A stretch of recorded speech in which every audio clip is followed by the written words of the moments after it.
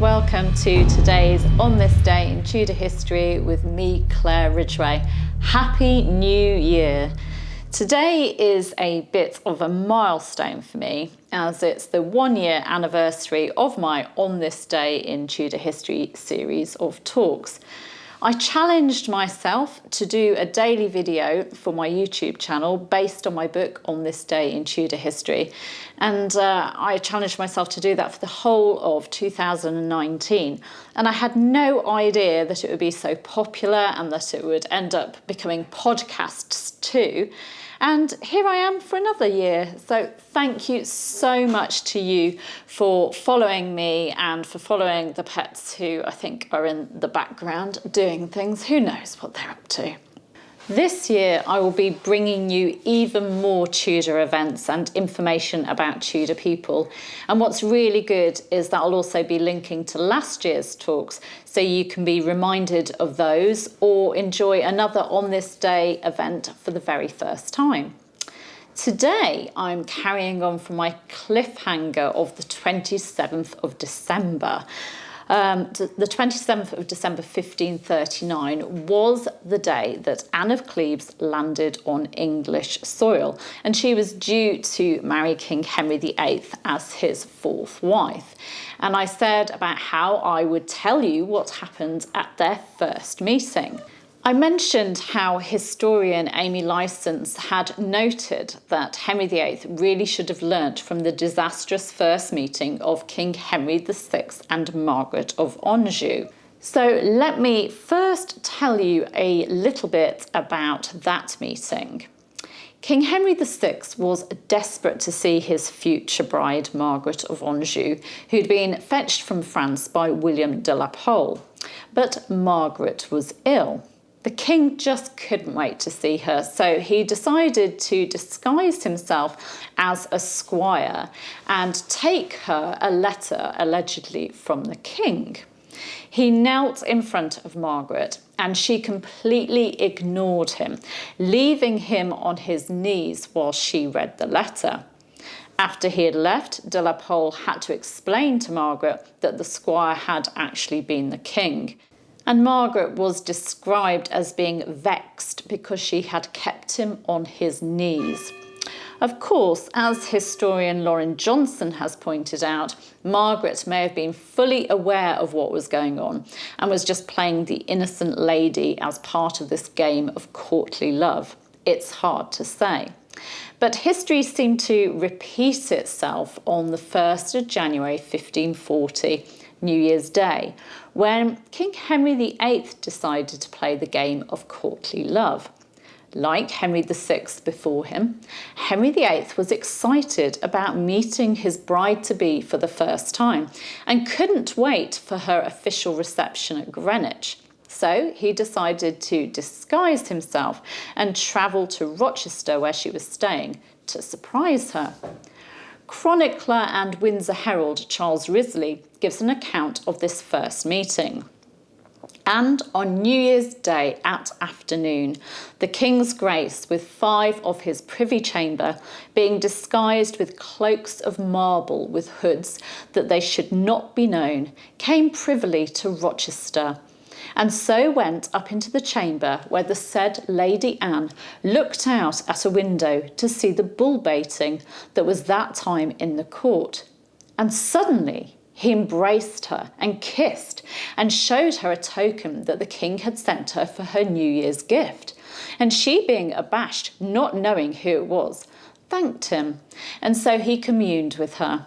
But she regarded him little, but always looked out of the window on the bull baiting. And when the king perceived she regarded his coming so little, he departed into another chamber and put off his cloak and came in again in a coat of purple velvet. And when the lords and knights did see his grace, they did him reverence. And then she, perceiving the lords doing their duties, humbled her grace lowly to the king's majesty. And his grace saluted her again, and so talked together lovingly, and after took her by the hand and led her into another chamber, where they solaced their graces that night until Friday at afternoon. As we can see from this account, Anne was not expecting a visit from the king. Henry was in disguise, and Anne did not realise who he was and so treated him just like a servant. Oops. However, it doesn't sound like it was too disastrous, as the king and Anne then talked lovingly together, as Charles Risley says, after the misunderstanding. But in the depositions taken a few months later during the annulment proceedings, Sir Anthony Browne, King Henry VIII's Master of the Horse, gave a slightly different account. The said Sir Anthony saith how at the arrival of the Queen at Rochester, the King's Highness appointed to go thither to see her upon New Year's Day, and ordered the said Anthony to wait upon him, and at his coming thither to go before him with this message, how he had brought her a New Year's gift, if it liked her to see it.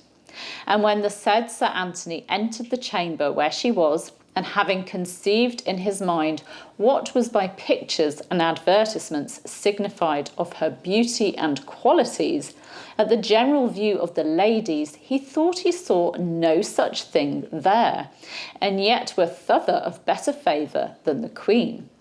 But when he was directed unto herself, and advisedly looked upon her, he saith he was never more dismayed in all his life, lamenting in his heart, which altered his outward countenance, to see the lady so far and unlike that was reported, and of such sort as he thought the King's Highness should not consent himself with her.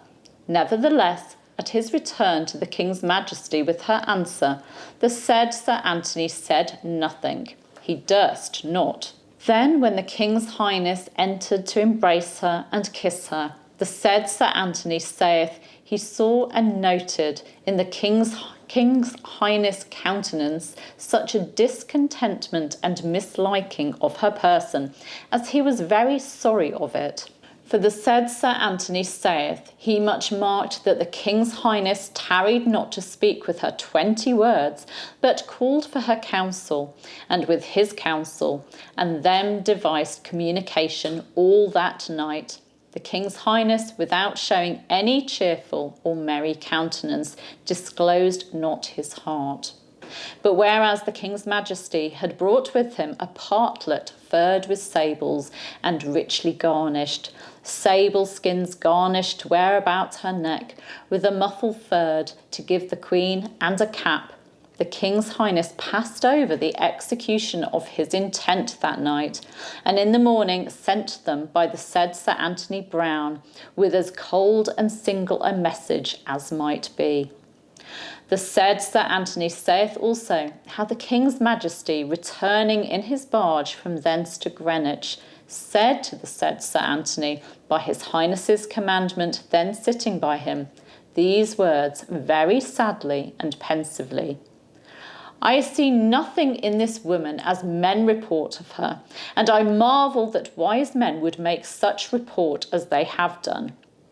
With which words the said Sir Anthony was abashed, fearing lest anything should be objected to my Lord of Southampton, his brother, for that he had written to her praise. So this first meeting was used as evidence of the king's unhappiness and his view that he'd been deceived into marrying Anne by those who'd made false reports about her and her appearance. So which account is true? The one by Charles Risley, where he kind of downplays it and the king and Anne then talked lovingly, or this one by Anthony Browne? Well, it is likely that the king was humiliated by this meeting. According to chivalric tradition, the woman was meant to be able to see through a disguise and recognise her true love. Anne was meant to fall in love with Henry at first sight. She was meant to be bowled over by him, but she'd ignored him and carried on watching the bull baiting. And this must have been a blow to Henry VIII's pride, particularly as it happened in front of Anne's ladies and the king's men. He may have been able to cover up his embarrassment, but I do think that this had a major impact on how he felt about Anne. But I don't think he'd been deceived at all. Nobody else found Anne unattractive or questioned Holbein's depiction of her or reports on her looks and personality. And I'm sure those that fetched her from Calais would have been worried and done something to warn the king if they'd found anything wrong with his bride-to-be. After all, those sent to greet her in Calais had included the king's best friend, Charles Brandon, Duke of Suffolk. Surely he would have sent an urgent message to the king if something had been wrong. My own personal view is that Henry VIII just needed to blame someone else for setting him up with a woman who hadn't been wowed by him on their first meeting. He just couldn't get over that initial humiliation, and it left him unable to consummate the marriage, which was even more humiliating. It couldn't be his fault, though. If only Anne had been warned of Henry VIII's love of dressing up. If only someone had whispered in her ear that the servant in front of her was actually the King of England. If only Anne had swooned and sunk to her knees, recognising her husband-to-be. Oh, if only. I'm sure Anne of Cleves would have made a wonderful queen consort if the king had only given her a chance. It just seems so sad. Now, I'm going to give you a link to last year's talk on an event from the 1st of January 1511, the birth of a son for King Henry VIII and Catherine of Aragon. And today is also obviously New Year's Day. And last year I did a talk on how New Year was celebrated in Tudor times, so I'll also give you a link to that. So lots of goodies today to celebrate the New Year. Thank you for joining me with a whole new series of On This Day in Tudor History events, another year of them. Thank you for following me. You can subscribe by clicking round about there. You can hit the bell to be notified as these videos go live. And you can, of course, give me a like and leave a comment. Thank you. Bye-bye.